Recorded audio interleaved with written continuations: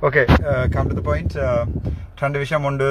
செஞ்சுஜாண்ட an hour Sudan மரியராஜன் சொல்கிறது அவர் காலமாயிட்டார்னு சொல்லி நேற்றிரவு நினைக்கிறேன் 2-3 மணி அப்படி பின்னேரம் 5:30 போல் அரளிக்கொட்டை சாப்பிட்ருக்கார். அதுக்கு பிறகு எனக்கு சொல்லப்பட்டது 7-8 மணி வரும். நான் உடனே ஹாஸ்பிட்டலுக்கு போக சொன்னான், போகையில் அரளிக்கொட்டை சாப்பிட்றதுன்றது ஒரு ஒரு ஒரு டிப்ரெஷனுண்டு இதில் கன்சல்ட் மாதிரி பார்ப்பீங்க. இதில் அதுன்ற ஒரு கடைசி கட்டம். அது அதுக்குரிய இதுகளையும் பொறுப்புகளையும் நாங்கள் எடுத்துக்கொள்ளணும். முக்கியமாக ஒரு ஒரு சிந்துஜாண்ட மரணத்தை தேடி நான் போய் அதை கடைசியாக செந்தூரன் மாதிரியாக்கள் ஒரு அரசியலாக்கி கவர்னர்லேருந்து எல்லாருமே அதை அரசியலாக்கி எனக்கு தெரியலை, சொல்ல தெரியலை. நான் அதுக்கப்புறம் இதால் தான் நான் அந்த வழக்குகளில் இருந்து நான் விடுபடுறேன்னு சொல்லி விளாத்தி. நான் என்ன சொன்னாலும் இவ சிவகரனாக்கள் இப்போ ஒரு 2வது கொலை நீதியை தேடி போன ஒரு குடும்பத்தின் அம்மாவையும் அப்பாவையும் கொலை செய்துட்டு ஒரு பிள்ளையை அனாதியாக்கி விட்டுருக்குறோம். இப்போ இதே மாதிரி தான் வவுனியாலையும் போய் நிற்கணும் பேர் கத்திக்கொண்டு எனக்கு சொல்ல தெரியலை.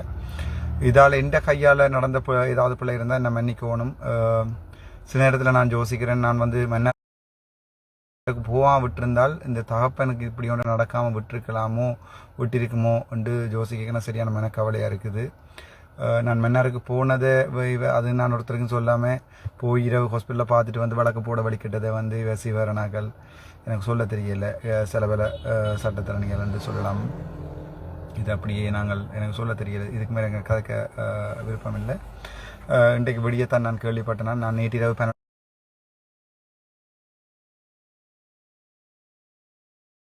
மணிக்கு வவுனியா ஹாஸ்பிட்டலுக்கு கால் பண்ணினா நாங்கள் ஒரு டாக்டரோட ஆச்சு. நான் நார்மல் லைனுக்குள்ள ஆச்சு.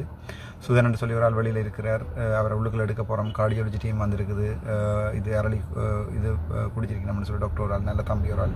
அவர் வடிவானோட கதைச்சவர் எனக்கு சரியான சந்தோஷமாக அவன் மேக்ஸிமம் ட்ரை பண்ணியிருப்பினான்.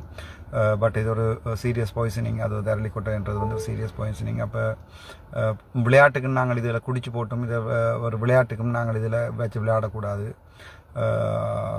எனக்கு சரியான கவலையாக இருக்குது. என்னோட நேராக கதைச்சவர் அண்ணாண்டு கதைச்சவர் என்ன ஃபஸ்ட்டு வவுனியாவுக்கு வர சொன்னது சிஞ்சாண்ட ஹஸ்பண்ட், மன்னருக்கு வர சொன்னது சிஞ்சாண்ட ஹஸ்பண்ட்.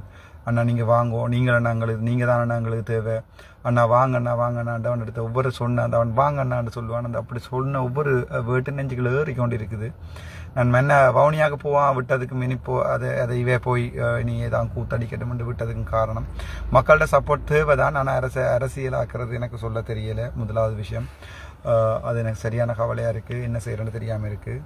நானும் ஓடிக்கொண்டிருக்கிறேன். பட் நான் வீட்டை போவேன். எனக்கு என்ன சொல்கிறேன்னு தெரியலை. அந்த பிள்ளையை நடத்த அந்த நான் எடுத்து வளர்ப்பேன். அவ்வளோதான் என்னால் செய்யலும். வளர்த்துட்டு ஒரு 5-6 வயசு வரைக்கும் திருப்பி கொண்டே கொடுப்பேன். இதுக்கு மேலே நான் பற்றி கதைக்க விரும்பல. 2வது விஷயம் எங்களோட ரணில் தற்போதைய ஜனாதிபதி அவர்கள் என்னை திங்கட்கிழமை சந்திக்க சொல்லி அவருடைய சேரல் சொல்லியிருக்கிறார். ஆர்வம் குறைந்து கொண்டு போகுது போல கதைக்கு என்னோட கதைக்கிறதுக்குரிய. அதே நேரம் எங்களோட தமிழ் அரசியல் கட்சிகள் முழு பேருமே அவரோட பக்கம் சார்ந்திருக்கணும் நான் கேள்விப்பட்டேன். நான் டீல் இல்லையோ எனக்கு தெரியாது. அவர்களுடைய நாங்கள் எங்களோட கோரிக்கைக்கு தமிழாக்களோட கோரிக்கைக்கு முன் வச்சு சைன் பண்ணி தந்தால் அந்த கடிதத்தில் நானும் அவருக்கு சப்போர்ட் பண்ணுவேன்.